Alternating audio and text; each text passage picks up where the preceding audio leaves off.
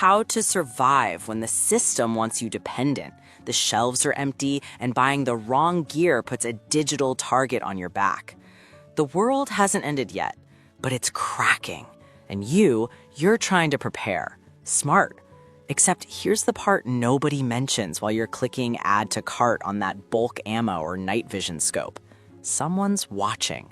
Not your neighbor, not some tinfoil conspiracy. The system itself. Algorithms, databases, watch lists. You think you're being responsible, stocking up, getting self-reliant.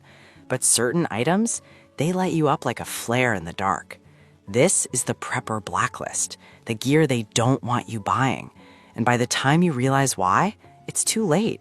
You're already on the list. Let's start with the big one, night vision and thermal optics. You want to see in the dark. Makes sense. Predators hunt at night. So do people. A PVS-14 monocular, a thermal scope, seems like smart survival tech, right? Wrong. To them, it's a challenge, a direct threat to their monopoly on force after sundown.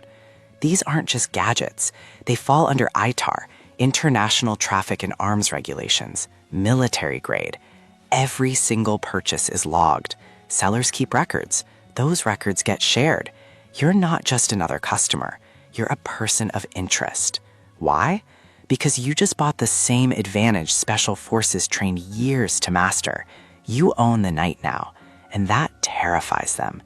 In a collapse, darkness is their ally. Curfews. Raids. Control. You just opted out. Congrats. You're flagged. Next, high-capacity fuel storage. Not a couple jerry cans in the garage. We're talking 55-gallon drums, stationary tanks, diesel, gasoline, hundreds of gallons. Energy is everything. Transportation, heat, power, communication. Stockpile it and you've built a private reserve. You're decoupled from the supply chain they control. In a crisis, they ration fuel, shut down pumps, decide who moves and who doesn't. Your 250-gallon tank, it bypasses that mechanism entirely. You've got weeks of generator runtime, mobility, independence. And they know hazmat shipping logs, fire marshal inspections, DHS reporting requirements. It's all tracked. And when things go sideways, laws allow seizure of critical resources. Your diesel tank sits at the top of that list. They have your address. You made them a map. Your foresight becomes their resupply depot. Then there's medical supplies. And I'm not talking Band-Aids. I'm talking antibiotics, surgical kits, bulk trauma gear, chest seals by the case, hemostatic gauze, suture kits, fish antibiotics in bulk. The algorithms see patterns, repeat purchases, large orders. You're not prepping a first aid kit. You're building a field hospital. And that's a problem. Why? Because operating outside the medical system is a massive red flag. They want you dependent. A personal trauma kit? Fine. A dozen surgical kits and cases of Israeli bandages? Now you're prepping for mass casualties. Violent conflict. You've crossed the invisible line from model citizen to potential domestic threat. They want you prepared enough to not be a burden, but not so prepared you can operate independently. You just became too independent. And finally, encrypted radios, secure comms, off-grid communication. In a world where every call, text, and email gets vacuumed into servers, truly private conversation is a radical act. Encrypted radios let you talk without them listening, and that scares them. Scrambling your signal creates a block spot on their map, a cone of silence. Buy military-grade encrypted sets or high-end ham radios with digital modes, and you challenge their monopoly on surveillance. You're flagged for the capability to be private. In a crisis, earthquakes, blackouts, unrest, cell networks overload or go dark. How do you coordinate? Check on family? Run a search party? Radios. But they track the sales, the forums, the chatter. In emergencies, they control the flow of information. They want to be the only source of orders. A citizen network with secure comms breaks that control. Expect visits.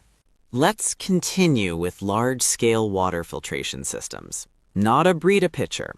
Industrial reverse osmosis. Systems purifying hundreds or thousands of gallons. Water trumps food and shelter.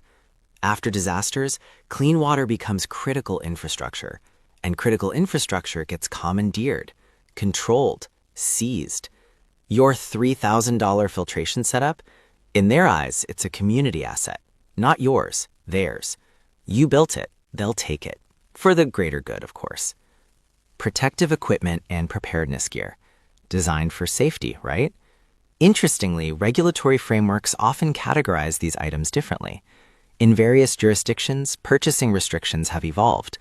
When you acquire protective plates or carriers, these transactions may be documented alongside other preparedness purchases. Combined with other specialized equipment, your purchasing patterns become more visible in databases.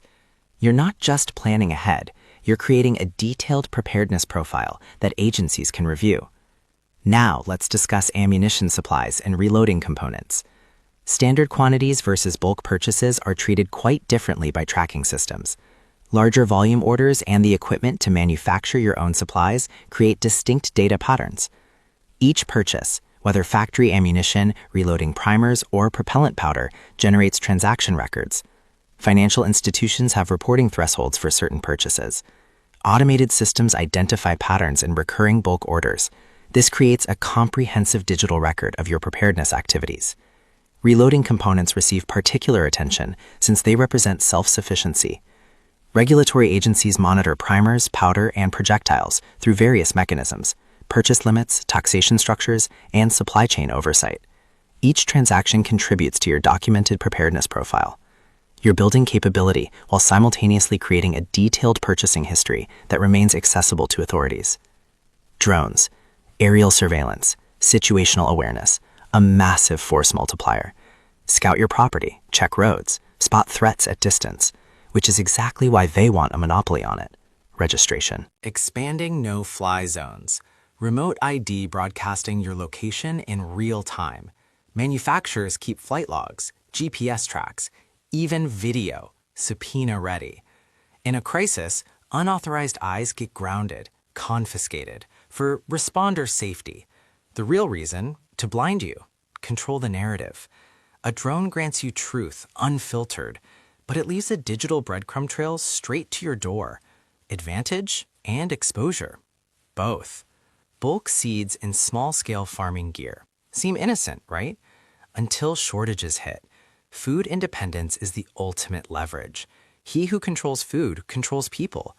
Buying 50-pound bags of grain, massive heirloom seed orders, walk-behind tractors, it signals parallel infrastructure. In a crisis, expect redirection, nationalization, seizure, rationing. Your seeds, your tiller, your harvest, declared community assets. Not tracked like firearms yet, but the trail exists. Large agricultural purchases paint you as someone who can operate outside the system. When it breaks, they'll come, not to ask for help, to take control. And finally, the quietest blacklist item, precious metals, gold, silver, real, tangible wealth. History shows the precedent. Executive Order 6102, April 5, 1933. Americans forced to turn in gold for paper. Refuse? Massive fines. Prison. Today, large dealer transactions trigger reporting. Anti-money laundering laws, know your customer laws, they track flows of real money. They know who's building a personal Fort Knox. In a crisis, capital controls and digital-only mandates can turn metals into block market contraband overnight. Roadblocks, scanners, seizures, the tech and the motive exist. Owning gold and silver is smart, but understand, you hold something the state claims a right to in emergencies. The more you buy, the more you glow on their grid.